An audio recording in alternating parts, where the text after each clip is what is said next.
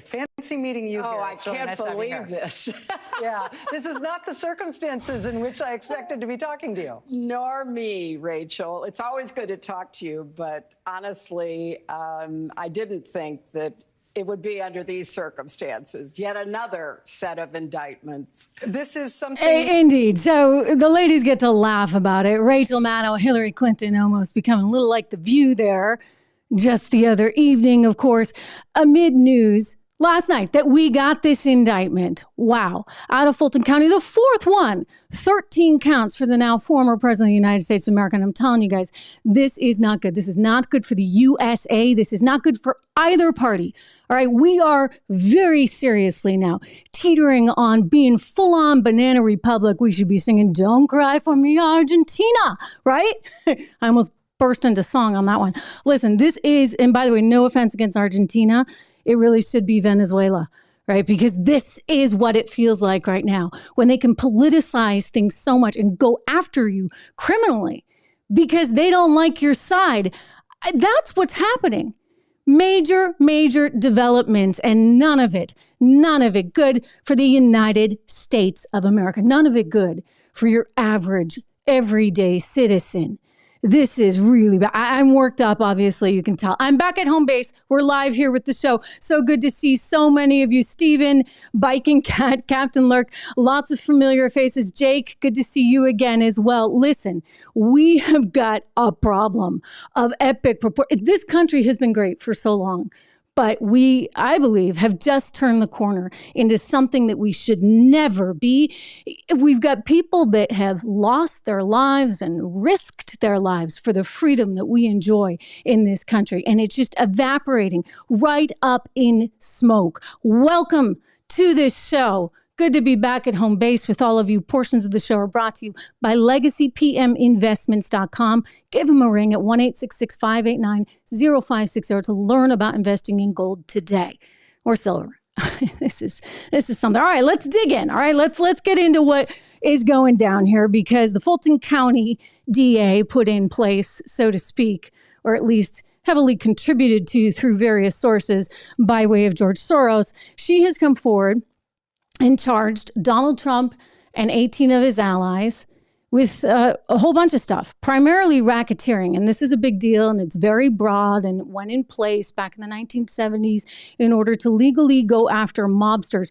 The reason it's a problem is because it is so broad, and it gives her so much ability in some ways to just come up with stuff that really shouldn't be there. And when I say come up with stuff and really shouldn't be there, I mean, in other words, we really shouldn't be looking at any of this right now because the way this is formulated, basically you can't ever contest an election. You can't say, hey, wait a second, like, I don't think that's right. I think I actually do have a shot in Georgia. You're not allowed to do that if this is going to hold. I mean, she's going after him for crazy stuff like retweets. He retweeted something from OANN, and suddenly that is now putting you in a criminal state.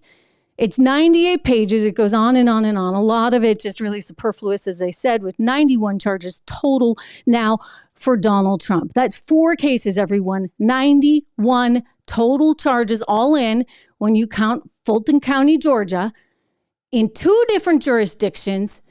You've got federal, you've got state, 4 different jurisdictions, forgive me, 2 federal, 2 state. This is like seriously out of control. Anyway, let me back up. Let's get into what this racketeering charge is. Again, 13 counts, 98 pages. And the biggie is this state RICO Act. So in Georgia, they have something, I mean, we have it pretty much in every state, and you have it federally as well. Interesting that, Jack Smith isn't using this, but it's the Racketeering, Influencing and Corruption Act. And the reason they put this in place was because they used to want to go after mobsters. Well, it was kind of hard to go after mobsters because, you'd go after one guy and he's never going to rat out his boss. Like, he's totally afraid to. So they came up with this way through this very broad legal statute of going after sort of the middleman, right? Like somebody who's just kind of doing the paperwork, the white collar worker that happens to be working for the mob. They go after that person and they say, hey, you are going to be hit with serious charges. Like, you're going to go to jail forever for murder because we can link you to your, well, maybe it might be somebody even lower down, right? Like the hitman on the job. We can link you to somebody who did commit a crime. And so you have to turn on this person. And so they would all turn eventually, and then they turn against the top boss, and eventually you could take the whole lot of them down. And so this was a way to basically get people to flip. And so it was very effective in doing what it needed to do. But again, very broad. I mean, it's exactly, as a lawyer, I guess, what she should be doing.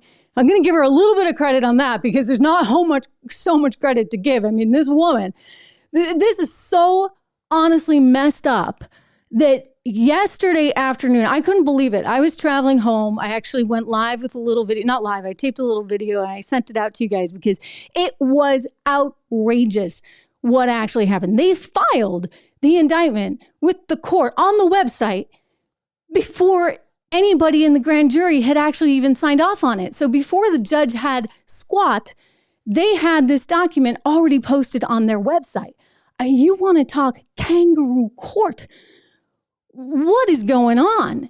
Well, this woman had literally no explanation for it. This is Fannie Willis, the DA in Fulton County, Georgia, who campaigned, mind you not, campaigned entirely on getting Trump. She's so delighted as like Rachel and Hillary, right? That she is now having her day out in the sun. Here's Fannie Willis.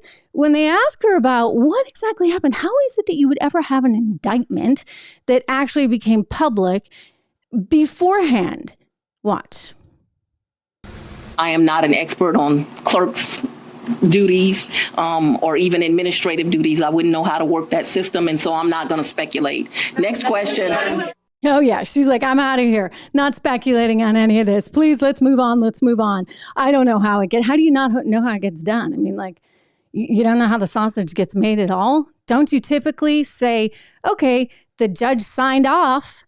We've got our grand jury indictment. Here it is, and hand it to the clerk. It sounds like, and I'm speculating here, it sounds like somebody handed it to the clerk ahead of time. And interestingly enough, it was like verbatim, exactly the same. So very, very, very strange stuff. Look, but we got a problem here because this is real. This is actually really quite real. And a former president of the United States could go to jail. And as much as I think a lot of this is really trumped up, and we can get into that, the problem becomes that it's a state trial and it's in a particular county, in a particular area that does not like Donald Trump. So you're down there in Atlanta, 3 out of 4 people voted against Donald Trump. So they don't have a lot of affection for him. You have a DA that's run an entire campaign and campaigned off of the idea that she's going to go and get Trump. And now she finally has her shot. And then you get another problem, because if in fact she's successful, and by the way, be on the lookout this week because they can't just wait to get his mugshot. That's how twisted this is. I mean, twisted that these people actually want to see the president with the mugshot and the whole thing. I'll tell you, if he does it, it's going to be actually probably good for his campaign because it will infuriate so many Americans. You can just see him like smiling all happy in the mugshot. Please.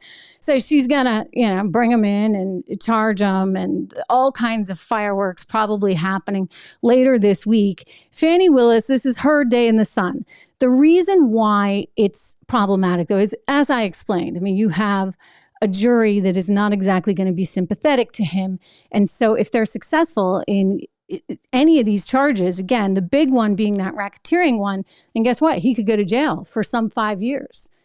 And how is he supposed to run the country if he's in jail? You might say, all right, well, he could pardon himself. Well, he can't pardon himself if he's in jail in Georgia because it's state jurisdiction. So the feds don't have any say there. So as a federal employee, as president, he wouldn't be able to pardon himself. And then you say, okay, well, what about Brian Kemp? He's the governor down there. Well, it turns out the governor also doesn't have that jurisdiction. They'd have to come up with a special group, et cetera, to take a look at it. I mean, maybe it could happen. But none of this, as I said, is pretty. This is so extremely bad. So bad in every single way, shape, and form. And it just amazes me that people are willing to do this to our country. They are so willing to do this. Here's Hillary Clinton. Again, the MSNBC, I told you the View is going to go away, right? Or at least everybody's salary is going to be reduced so significantly. I can't imagine Whoopi Goldberg's going to want to wake up and do that show every single day once Bob Iger and ABC sell it off. Disney's looking to divest some of its businesses, right? Like ABC News, which owns the View. Anyway, Rachel can take over that spot. Maybe Hillary can be her co-host. Here's the two of them talking about how it's so important to have truth. I have something to say about this, because this happens to be Rachel Maddow, who fed us a whole bunch of conspiracy theories, and Hillary Clinton, whose team was coming up with those conspiracy theories. Watch. The system of democracy at its heart is the idea that the people get to decide how we are governed. And if we no longer believe that our will is effectuated through the system, if bad actors tell us falsely that every election is stolen and that the only way an election is trustworthy is if they come out on top of it, then it tells you something not just about that person or that moment. It maybe wounds us as a democracy in a way that is hard to repair. Mm-hmm. What do you think about how we get better after the wounds that have been inflicted on us through this process? Well, I think, the truth matters. I think having these cases be brought in such professional manners, we'll see how they unfold. Obviously, the trials, if there are trials, are going to be critically important. Yeah. You see, such a professional manner, right? Right. When they release the indictment ahead of time. That's what you call totally professional. And she's just salivating at the idea of waiting for that trial. I mean, maybe it's payback, right? Because her husband had to go through that whole televised trial and she was just mortified, as she should be. Wow. Anyway, I point to that because she's talking about the importance of truth. We know all the conspiracy theories that Rachel Maddow fed us. I remember watching that at the time and being like, how can anybody buy any of this? This is wild stuff. And she just would keep getting deeper and deeper and deeper down that rabbit hole, which was entirely fictitious. And anybody with half a brain ought to have been able to look at some of those things, like the so-called dossier, which was written as though it were for the National Enquirer, and have concluded, as a journalist, logically, this was not a piece of intel. It was not written by anybody in the intelligence field. It was written as though it was opposition research. So that was Hillary's opposition research, which sent us down that whole thing. And yet, Hillary Clinton, 2 months before the election, less than that, this was in late August of 2020. I couldn't believe my ears when I heard this one. She went on some podcast with her former PR person, and here was her advice. Listen to this. For Joe Biden going into the election. This is before a single ballot has been cast, everyone, right? The election didn't happen until November. This particular segment, this is what aired in August, and this is what Hillary Clinton had to say to Jennifer Palmieri. Listen. Joe Biden should not concede under any circumstances, because I think this is going to drag out, and eventually I do believe he will win if we don't give an inch. Excuse me? You do believe he will eventually win if you don't give an inch? You see what they were plotting all along. So wait a second. Let me be very clear. If your side is winning, then it's okay. It's fine. You can ask all the questions you want. But if the other side is winning, then somehow they should go to jail. They should get a mugshot. They should get indicted multiple times, and they should get stuck in prison because they dared to question the election. I dared to retweet something that was questioning the election. I mean, they dared to meet with the Speaker of the House in Pennsylvania. I just have a question here. Can we not, as individuals, ask questions? I mean, sometimes it's not so easy to get answers. And if something looks as though it was close, could you not, if you believed maybe that you were the rightful winner in Georgia or Pennsylvania, could you not actually ask those questions? And what about your legal advice, right? Because they went after all the lawyers there. Rudy Giuliani, Mark Meadows, who was actually chief of staff at the time, Jenna Ellis.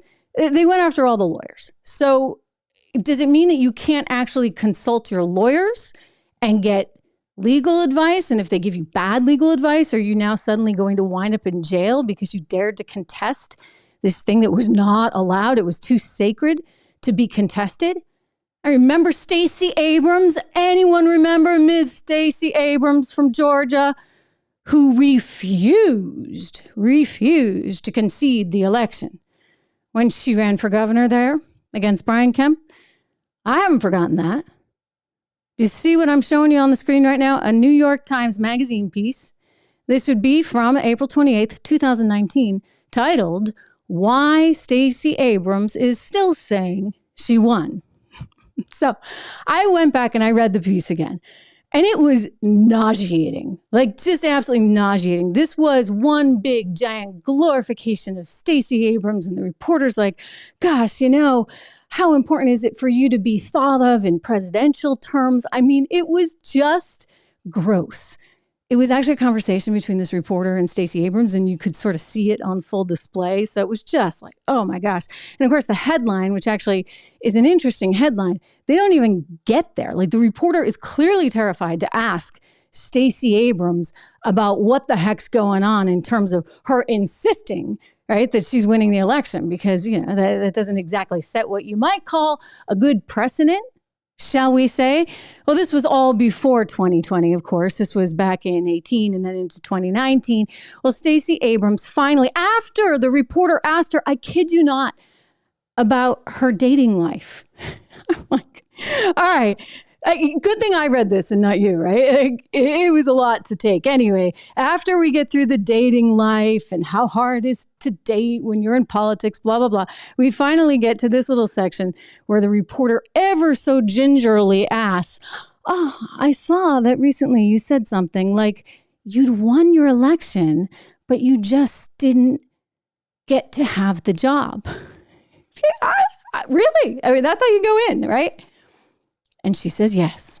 And then the reporter says, quote, is there any fear on your part that using that kind of language fans the same flames that President Trump has fanned about delegitimizing our election? And she goes on to say, oh, no. Quote, I see those as very different. Trump is alleging voter fraud, which suggests that people were trying to vote more than once. Trump offers no empirical evidence to meet his claims.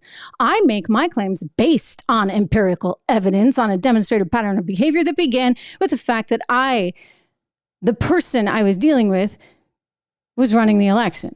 If you look at my immediate reaction after the election, I refused to concede. Indeed, she refused to concede. So I'm sorry, she's able to get this empirical data, but Trump doesn't have any right to ask for the empirical data in Georgia. Like, just doing so somehow violates a whole bunch of you-know-what. Anyway, there was a little footnote after, quote, I refuse to concede, a little teeny footnote. You see that on the screen? You see the teeny little 6 and the underlining of I refuse to concede? This is how the New York Times Magazine handles it. And if you click on that footnote, you see this little tiny line that says, after her attempts to force a runoff fell short, Abrams ended her campaign for governor with a speech in which she said, quote, so let's be clear, it's not a speech of concession, because concession means to acknowledge an act is right, true, or proper. Democracy failed Georgians. So again, it's just fine for Stacey Abrams to say it. And it's absolutely fine for Hillary Clinton to insist they got to cling, they got to hold on for dear life. Just not okay if Donald Trump dares to do it. I'm going to repeat this little quote from Clinton. Joe Biden should not concede under any circumstances, because I think this is going to drag out, and eventually I do believe he will win if we don't give an inch. Yeah. So that's where we are, America. How do you like that? You want to talk about a divided country. You want to talk about a banana republic. You want to talk about kangaroo courts. You want to talk about a system that is just stacked against one side and has been really from the beginning. Do not forget, all this election, not legitimate president stuff, all that stuff started with the left. Remember Jimmy Carter when he said this? There's no doubt that the Russians did interfere in the election, and I think the interference, although not yet quantified, if fully investigated, would show that Trump didn't actually win the election in 2016. He lost the election, and he was put into office because the Russians interfered on his behalf. Oops, we got to play a little more of that because it gets even better, guys. It gets even better. I'm going to go back to it and see if I can manage this. I think the interference, although not yet quantified. Here we go. It gets even better. It gets better. Wait for it. Russians interfered on his John behalf. McCatchem says, wait, what? Do you believe President Trump is an illegitimate president? Based on what I just said, which I can't retract.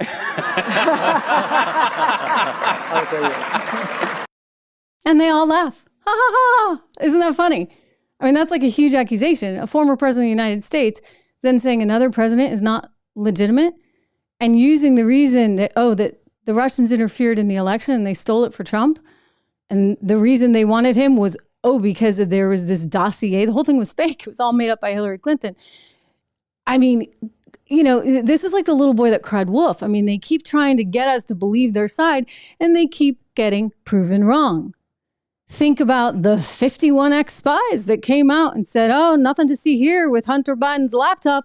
Turns out, what do you know? Where there's smoke, there's fire. And indeed, he was being investigated by the FBI. We're going to have more on that in a second. But let's talk again just for a moment about what this means, like how bad this is, right? For our country. For who we are no better than a banana republic. We should not be going down this path. And it's important that everyone speak up, including all those never Trumpers and the Republicans. I was pleased at least to see Chris Christie do the right thing by coming out and saying, this is going one step too far, guys. One step too far. One took over the line. Is that the expression? Well, this is why I'm uncomfortable with what I read last night. I think that this conduct is essentially covered by the federal indictment, not with the level of detail that they cover it in this, but that's just a stylistic thing. Election interference is election interference. It's been charged by Jack Smith. And most of the time, what you'd see here would be a state court deferring to a federal prosecution, especially if that federal indictment had already been issued. Mm-hmm. So I think this was unnecessary as to Donald Trump. Now, remember, as to the other defendants, Jack Smith chose not to charge them. So I would have less of a problem with this if she decided, okay, I'm not going to charge Donald Trump here because he's been charged for essentially this conduct by Jack Smith. No, but she can't do that, you see, because she's got to go after him because her entire political future is based on this. That's why she ran, right? That's why you got all this coming at him from every single direction. Think about what this means. I want you to think about that. I want you to remember what Donald Trump said about Hillary Clinton back in the 2016 debate. Remember when he said, you really don't want me to win? I know why you don't want me to win, because you'd be in big trouble, right? If I wanted to follow through on some of that stuff. Here's a little clip for you from 2016, the debate in which he told her she'd be in jail. It's just awfully good that someone with the temperament of Donald Trump is not in charge of the law in our country. Yeah, because you'd be in jail. Secretary Clinton.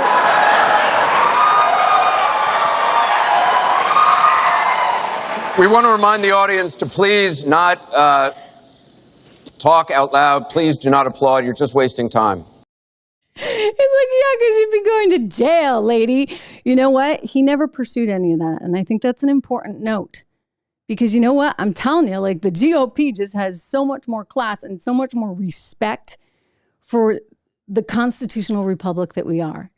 And he could have probably gone down that path. And I remember at one point talking to him about it. He could have gone down that path. And you know what? He chose not to because it wasn't the right thing for the country, right? We don't want to be Venezuela. We don't want to be Brazil. Where, by the way, the guy that went to jail, Lula, he's now back in as president. I mean, this is wild. Shouldn't we hold ourselves to a different standard and think of the precedent that this is going to set going forward? You do realize that now your political enemies can go after you for anything. Racketeering, you're going to see, mark my words, you're going to see DAs all over the country suddenly start going after all of these politicians on a federal level for racketeering because it's so broad. And if you get one person in the organization to flip, then you can go after the big honcho. So one would have to expect. I mean, listen, they're the ones that opened Pandora's box. First by saying that the election was not legit because the Russians controlled it all, because they had the goods on Trump. They said he was not a legitimate president. We had to listen to that for 4 solid years. And then they admitted that they were going to, you heard Hillary Clinton, they were going to make sure that they held on. And they were going to make sure that they won. And now the guy that did hold on is now in trouble for doing so. Now, look, I mean, I'm realistic and I'm honest with you. And there's a lot of things that Donald Trump did that, maybe he shouldn't have, because he might have saved himself from a few things here and there.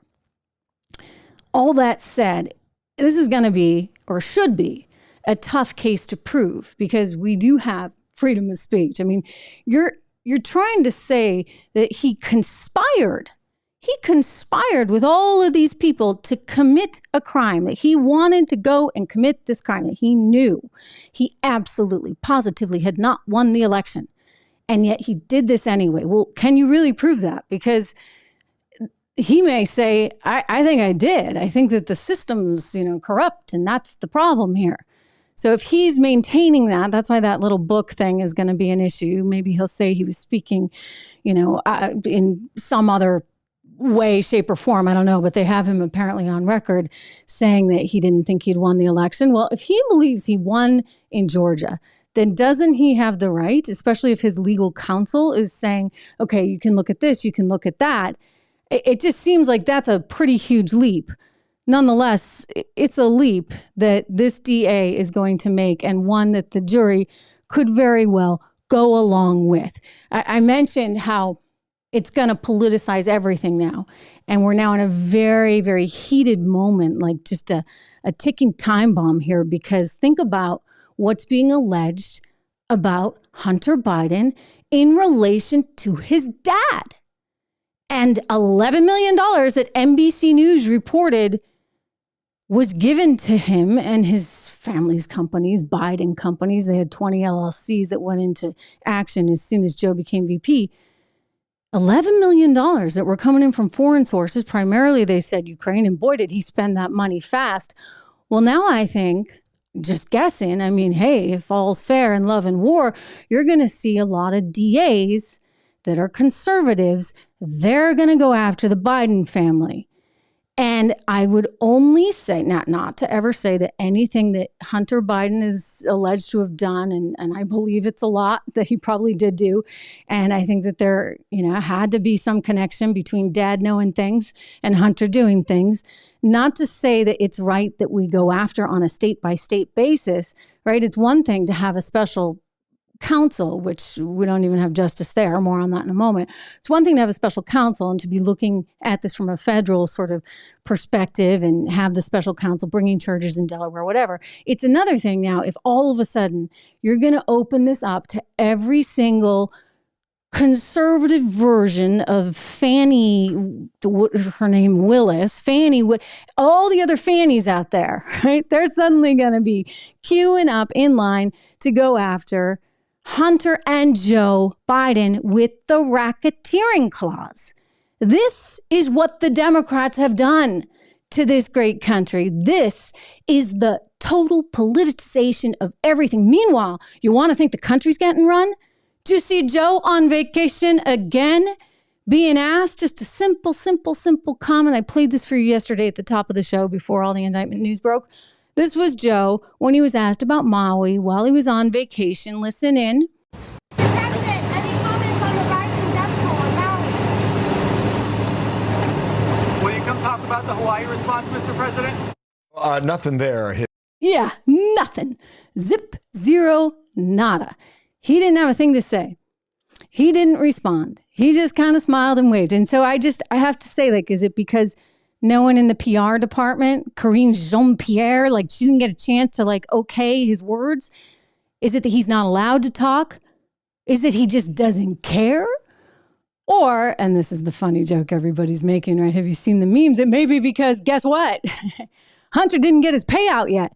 Where is that money after all, right? Listen, Hawaii's in bad shape. We can have a conversation another day about that. I think you got to have some controlled burns in these forests, and there's going to be more accountability on these states and federal entities to make sure that they manage these forests. We have similar problems happening up in Canada and California, all these liberal places, by the way. They go on and on about the environment, but they're not doing anything to take care of their environment. Anyway, Hawaii does need help, and it would make sense that the president might have a kind word or two to say about it. I think he's finally said something. I hope he said something. I saw Kamala Harris said something today. But right now, he just wants to talk about, well, what he's going to try and campaign on, which is not going to be very successful because people see through it. Here he is at a manufacturing plant today. Watch. In case you haven't noticed, inflation is down too and it's going lower. Remember. Okay, so don't give me that line. Don't give me that line because, I actually know a thing or two about this. My entire career has been spent in the financial news space. And I can tell you, inflation is not going down. In fact, the latest read shows us that inflation just went up 0.2%, which is really kind of scary given that the Federal Reserve has been doing everything it can recently in terms of raising rates to try and control this inflation. But as I said, from summer of 2020 on, you couldn't keep printing checks. You couldn't keep handing out money and expect to have inflation come in under control. And what did Joe Biden do? Big old Inflation Reduction Act, which just poured more money into the economy. He got multiple rounds of inflation. He handed out a third stimulus check, for goodness sakes. And he thinks this is going to result in a better economic picture. I'm sorry. Have you seen menu prices when you go out to dinner these days? I can't believe it. You can't get hotel rooms. You can't get airfares anywhere. It is out of control. And that number, as I said, up 0.2%. He's like, oh, it's coming down. It's coming down. Like, it's come down a little bit in some respects, but only from where it was when he first got there. You see, when he came in the door, it started climbing naturally because the economy was closed and it's closed. People have pent up demand, and Joe just kept handing out the dollars like, there was no tomorrow. So that affected things. And consequently, if you look at the real numbers, and we look at it sort of every month, right? The real numbers, when you compare and contrast, show that inflation is still upwards of 16% from when Joe Biden walked in the door. So I'm sorry, no, inflation, it may have come down a few times here and there, but you're the one, buddy, who sent it through the roof. You're the one who caused it. So when you try and brag about it coming down, and again, it went up 0.2%, we're not buying it. We're just not buying it. Nobody's running the country. And yet we're printing money, we're spending money. Have you seen the numbers out of Ukraine and what we're spending there? I'm going to get to that. Plus, I got to show you the Ukrainian version of Karine Jean-Pierre, which just happens to be an American who's also transgender. You can't make it up. Anyway, we're going to get to the Ukraine money in just a second. But first, just a reminder that portions of the program are brought to you by LegacyPMInvestments.com. If you're worried about inflation, if you're worried about the long-term economic fundamentals of the country like I am, I encourage you to look at diversification strategies. One of those strategies you could look at is investing in gold. Some people like silver as well, a little bit easier nut to crack. Anyway, silver and gold. If you're interested in any of this, I do highly recommend you call my friends, and they are good friends. They've been a sponsor from the very beginning at LegacyPMInvestments.com, 1-866-589-0560. Their website is LegacyPMInvestments.com. You are welcome to use my name, of course. As I said, they are friends. Charles, the CEO, is going to be on the show later this week, so we'll talk a little more economic stuff with him. But again, we're spending money like nobody's business. And that catches up with you. It catches up with you. I was looking, the CFR, Council on Foreign Relations, put out a look at where we're spending there in Ukraine and how much we've spent. The total as of a couple weeks ago was actually $75 billion. This is a lot of money. $75 billion. I'm really stunned by this. I'm just looking at the graphic that I was wondering, of that $75 billion, where is it going? Well, humanitarian aid, 5%, 3.9. Financial aid, which is budget aid through economic support funds, loans, other financial support, that has been $26.4 billion. Then you have the total military, which is somewhere around $46.6 billion at 61% of the budget. And then you have security assistance, which is training, equipment, weapons, logistics supports, and other assistance provided through the Ukrainian Security Assistance Initiative, $18.3 billion. Weapons and equipment, $23.5 billion. That's 31% of the budget. And that's weapons and equipment from Defense Department stocks provided through presidential drawdowns. So we're spending a lot of money, like a lot of money.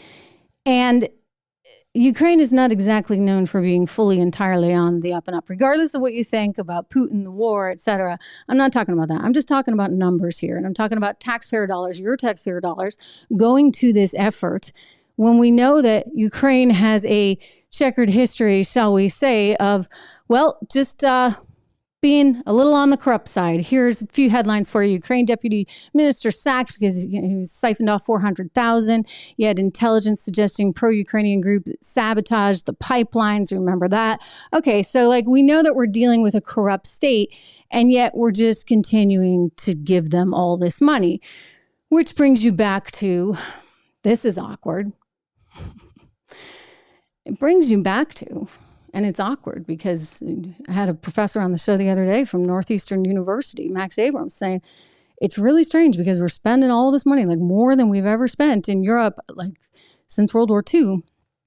And the guy who's controlling all that spending happens to be the same guy whose son got those giant payouts, right, from Ukraine. And happens to be the same guy whose son is charged with foreign, possibly hasn't been charged yet. I should be very careful. I mean, that's part of the issue. There was that plea agreement, right, that they tried to shove through. And fortunately, the judge had enough common sense to say, this doesn't make any sense. But, you know, you got to at least say, this doesn't feel right. I mean, foreign lobbying, illegal foreign lobbying is a serious charge. They brought those charges against Tom Barrack. Remember Tom Barrack, a billionaire guy out. I've interviewed him many, many times. Very successful entrepreneur, tremendously successful entrepreneur in the U.S. And he backed Trump. And of course, they go after people. And they got him on some foreign lobbying. I don't remember the specifics of it, but they said it was illegal. He didn't need it. Like that guy did not need the money. Trust me, he's a billionaire. Hunter, on the other hand, Hunter gets a plea agreement for a couple of tax evasion charges. And nobody's going after sort of the big kahuna, if you would. That's alarming. Not to mention that this is not something that we didn't know about. Treasury Department knew. The Treasury Department finally came forward and gave over the documentation showing that banks, a lot of banks like JP Morgan, Bank of America, there were 6 major U.S. banks that all filed suspicious activity reports, 170 in total, because of the money that Hunter Biden was getting in from these foreign sources, and they couldn't really make heads or tails of it. Here's Representative James Comer, who has been leading the investigation. Here he is on Ted Cruz's show talking about 170 SARs, 170 suspicious activity reports. Here's why this is kind of weird. He lays it out really well. I want you to listen.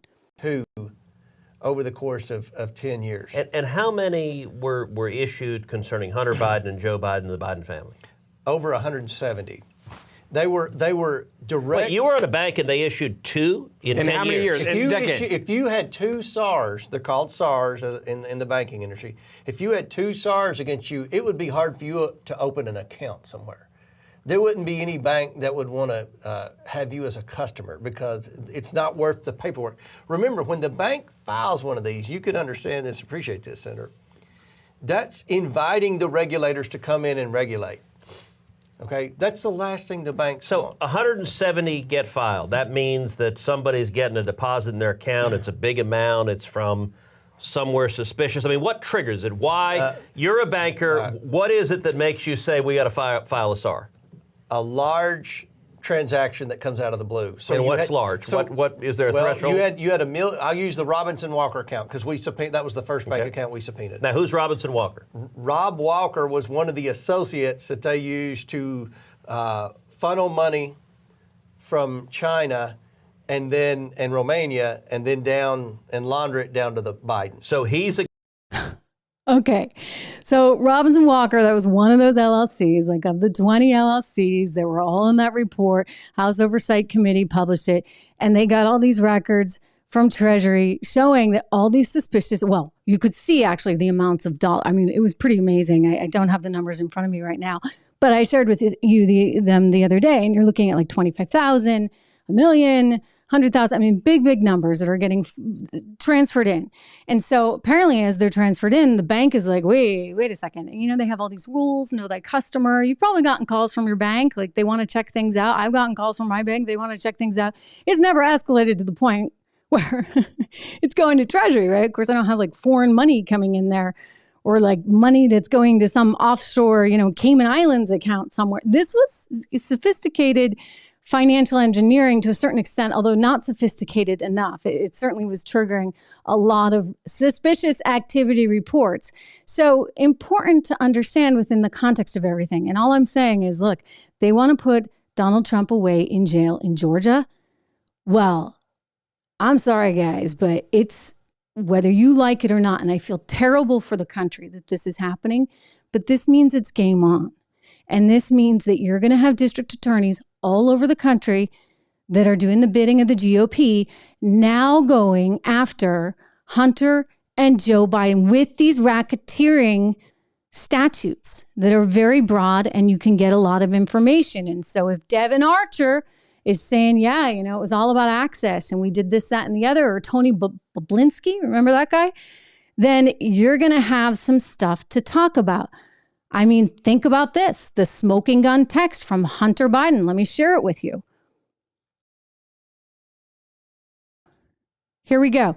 This is when he was apparently in his father's house for a long weekend, sitting here with my father, and we would like to understand why the commitment made has not been fulfilled. Tell the director that I would like to resolve this now before it gets out of hand, and now means tonight. And Z, if I get a call or text from anyone involved in this other than you, Zhang, or the chairman, I will make certain that between the man sitting in the room next to me and every person he knows and my ability to forever hold a grudge, that you will regret not following my direction. And yeah, that's like really kind of bad stuff and kind of sounds like, well, I don't know, racketeering? I mean, like I'm making the jokes about the mob boss, but it kind of sounds very mafia-esque. Biden, for his part, Joe, will not say whether or not he would pardon his son in the case of something serious like that. Watch. So thank you both. And as my mother would say, God love you. Thanks. See y'all.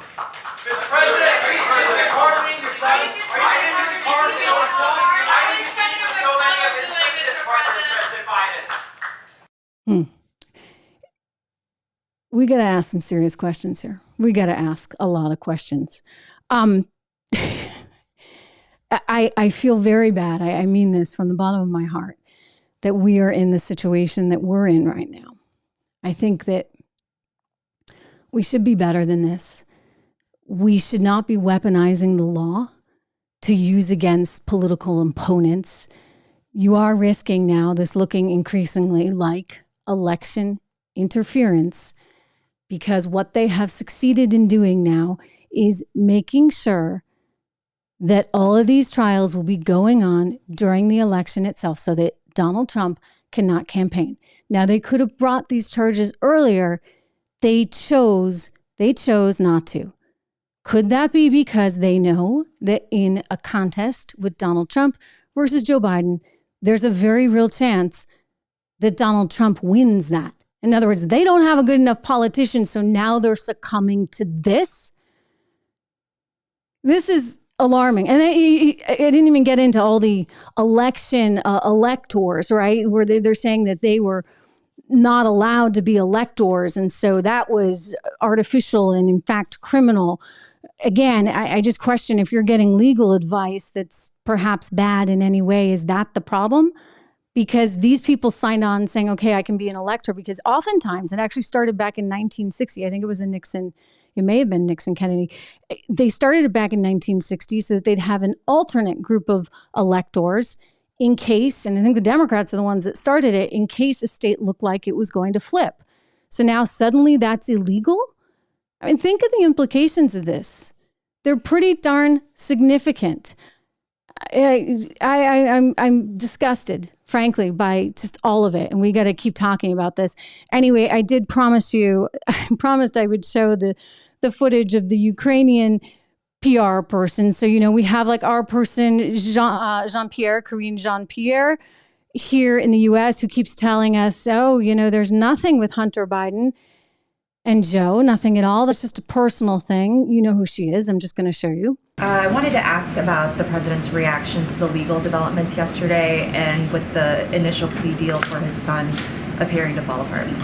So look, I'm really not going to say anything more than what I shared yesterday. This is a personal matter for Hunter Biden. This is if you look personal at matter. Personal matter. Anyway, here you'll is notice that Ukraine's blood drips from it. He's a vampire, carrying out genocide against both Ukrainians and Russians alike. Vlad Putin bathes in the blood of innocent children and enjoys it.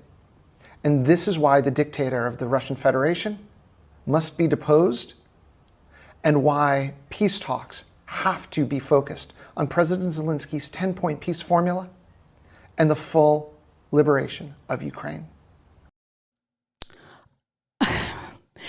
Whoa, can we even say something that there was like blood and vampire references? And like, I'm sorry, we try and keep it clean here. That was a little over the top.